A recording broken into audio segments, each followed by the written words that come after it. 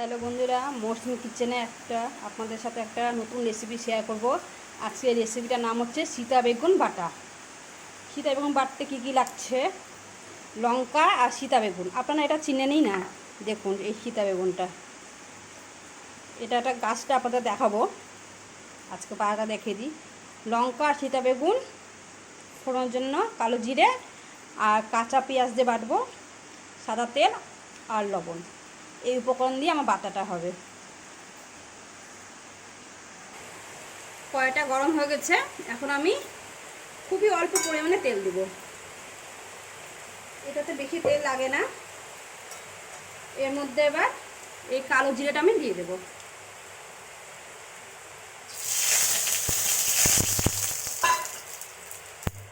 আর এই যে সীতা বেগুনটা যেটা আছে, লঙ্কা আর সীতা বেগুনটা এর মধ্যে দিয়ে দিচ্ছি। এটা লাল করে ভেজে নিতে হবে।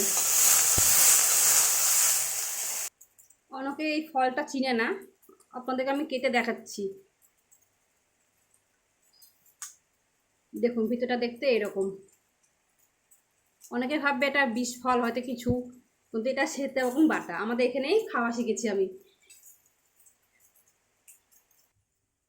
দেখুন আমার ভাজাটা হয়ে গেছে, এরকম করে ভাজতে হবে। ভাজাটা হয়ে গেছে, আমি এবার তুলে নেব।